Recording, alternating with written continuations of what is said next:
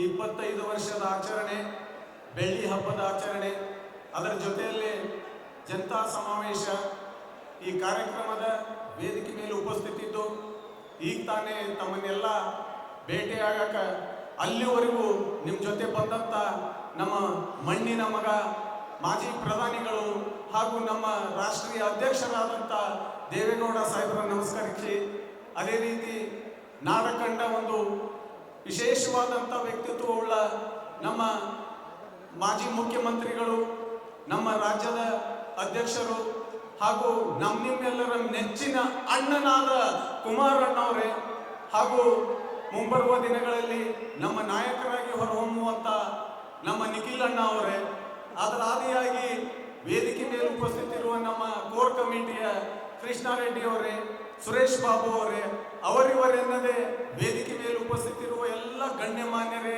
ನಮ್ಮ ಪಕ್ಷದ ವರಿಷ್ಠರೇ, ಇಲ್ಲಿ ಕೂಡಿದಂಥ ಯಾವತ್ತು ಬಿಜಾಪುರ ಹಾಗೂ ಸುತ್ತಮುತ್ತಲಿನ ಎಲ್ಲ ಜಿಲ್ಲೆಗಳಿಂದ ಆಗಮಿಸಿದ ನನ್ನ ತಂದೆ ತಾಯಂದಿರೇ, ಸೋದರ ಸೋದರಿಯರಿಗೆ ಎಲ್ಲರಿಗೂ ನಮಸ್ಕರಿಸಿ, ಈ ಕಾರ್ಯಕ್ರಮ ಬಹಳಷ್ಟು ಹೆಮ್ಮೆ ಪೂರ್ವಕವಾಗಿರುವಂಥದ್ದು.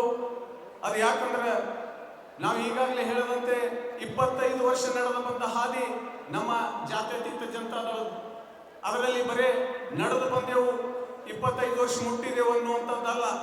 ನಮ್ಮ ದೇವೇಗೌಡರು ಕುಮಾರಣ್ಣವರು ಮಾಡಿದಂಥ ಕೆಲಸಗಳು ಎಂಥವು ಅಂದ್ರೆ ಯಾರು ಹಿಂದೆ ಮಾಡಿಲ್ಲ, ಮುಂದೆ ಮಾಡುವುದಿಲ್ಲ ಅಂತ ಕೆಲಸಗಳನ್ನ ಬಡವರಿಗೆ, ರೈತರಿಗೆ, ಹಿಂದುಳಿದವರಿಗೆ ಎಲ್ಲರಿಗೂ ಮಾಡಿದಂಥ ನಾಯಕರು ಈ ಪಕ್ಷದ ವರಿಷ್ಠರು.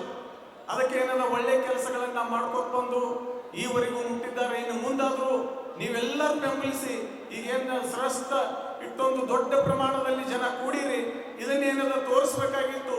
ಏನಂದ್ರೆ ಬಿಜಾಪುರ ಜಿಲ್ಲೆಯಲ್ಲಿ ಜಾತ್ಯತೀತ ಜನತಾದಳ ಎಲ್ಲಿ ಐತಿ ಅಂತಿದ್ರು, ಬಂದು ನೋಡ್ರಿ ಇಲ್ಲಿ ಐತಿ ಅಂತ ಹೇಳುವಂತ ತೋರಿಸುವಂತ ಒಂದು ಕಾರ್ಯಕ್ರಮ ನೀವೆಲ್ಲ ಕೂಡಿ ಮಾಡಿದ್ದೀರಿ. ಅದನ್ನ ಹೆಮ್ಮೆ ಪಡುವಂಥದ್ದು. ಮುಂಬರುವ ದಿನಗಳಲ್ಲಿ ನಮಗೇನದ ಪ್ರಾದೇಶಿಕ ಪಕ್ಷ ಬಹಳ ಅವಶ್ಯಕತೆ ಇದೆ. ಈಗಾಗಲೇ ನಾವು NDA ಜೊತೆ ಇದು ಮಾಡಿಕೊಂಡು ಟೈಪ್ ಮಾಡಿಕೊಂಡು ಹೊಂದಾಣಿಕೆ ಮೇಲೆ ಸೀಟ್ಗಳನ್ನು ಆರಿಸ್ತಾರ. ಅವಾಗೇನದ ನಾವು ಎಲ್ಲಿ ಜಾತ್ಯತೀತ ಜನತಾದಳಕ್ಕೆ ಟಿಕೆಟ್ ಸಿಗ್ತದ ಅಲ್ಲಿ ಬಿಜೆಪಿಯ ಎಲ್ಲ ನಾಯಕರು ನಮ್ಮನ್ನು ಬೆಂಬಲಿಸ್ತಾರ. ನಾವೇನದ ಎಲ್ಲಿ ಬಿಜೆಪಿ ಟಿಕೆಟ್ ಸಿಗ್ತಾವು ಅಲ್ಲಿ ನಾವೆಲ್ಲರೂ ಬೆಂಬಲಿಸಿ ಒಟ್ಟಿನ ಮಟ್ಟಿಗೆ ಏನಾಗಬೇಕಂದ್ರೆ ನಮ್ಮ ಜಿಲ್ಲೆಯಲ್ಲಿ 8 ಸ್ಥಾನ ನಾವು 8 ಸ್ಥಾನ ನಾವು ಗೆಲ್ಲುವಂಥದ್ದಾಗಬೇಕಂತ ಹೇಳಿ ನಿಮ್ಮಲ್ಲೆಲ್ಲ ಕೈ ಜೋಡಿಸಿ ಮನವಿ ಮಾಡ್ಕೋತೀನಿ. ಅದೇ ರೀತಿ ಕರ್ನಾಟಕದಲ್ಲಿ ಎಂಥ ಭವಿಷ್ಯ ಆಗಬೇಕಂದ್ರೆ ನಿರ್ಮಾಣ ಆಗುವುದು ಜಾತ್ಯತೀತ ಜನತಾದಳ ಸೇರ್ಕೊಂಡು ಬಿಜೆಪಿ ಮಾಡಿದಂಥ ಸರ್ಕಾರ ನಮ್ಮ ಮುಂದೆ ಬಂದು ನಿಂದಿರಬೇಕಾಗ್ಯದ. ಯಾಕಂದ್ರೆ ಈಗಾಗಲೇ ಎಲ್ಲರಿಗೂ ಮನವರಿಕೆ ಆಗಿದೆ, ಮತ್ತೊಂದು ಯಾವ ಪಕ್ಷದಿಂದ ಏನೂ ಆಗಕ್ಕೆ ಸಾಧ್ಯ ಇಲ್ಲ, ಏನಾದರೂ ಆಗಬೇಕು ಜಾತ್ಯತೀತ ಜನತಾದಳದಿಂದ. ಅದೇನದ ಈಗಾಗಲೇ ಸ್ವಲ್ಪ ನಿಮ್ಗೆ ಉದಾಹರಣೆ ಕೊಟ್ಟು ಬಿಟ್ಟಿದ್ದಾರೆ. ಏನಂದ್ರೆ 2 ಸಲ ಮುಖ್ಯಮಂತ್ರಿಯಾಗಿ ಕುಮಾರಣ್ಣವರು ಅಧಿಕಾರ ವಹಿಸಿಕೊಂಡ್ರು. ಅವಾಗೇನದ ಅನಿವಾರ್ಯ ಇತ್ತು, ನಮಗೆ ಕುದುರೆ ನಂಬುದು ಜಬೀರಿ ನಿಂಬುದು ಅಂದಂಗಾಗಿತ್ತು.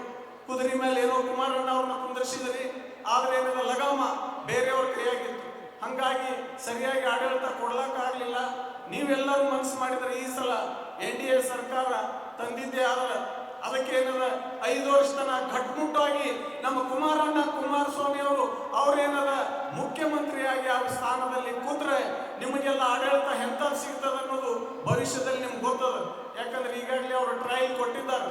ಅದಕ್ಕೆ ಏನದ ನಿಮ್ಗೆ ಇಷ್ಟೇ ಕೇಳ್ಕೊಳ್ಳೋದು, 5 ವರ್ಷ ತನ ನೀವು ಅವ್ರನ್ನ ಮುಖ್ಯಮಂತ್ರಿಯಾಗಿ ಮಾಡಿಬಿಟ್ರೆ ಮುಂದಿನ ದಿನಮಾನಗಳಲ್ಲಿ ಕರ್ನಾಟಕದಲ್ಲಿ ಬೇಡಿಕೆ ಇರುವಂತ ಕೆಲಸ ಇಲ್ಲ, ಯಾವ ಬೇಡಿಕೆನೂ ಉಳಿದಿಲ್ಲ, ಎಲ್ಲ ಪೂರೈಸ್ತಾರ.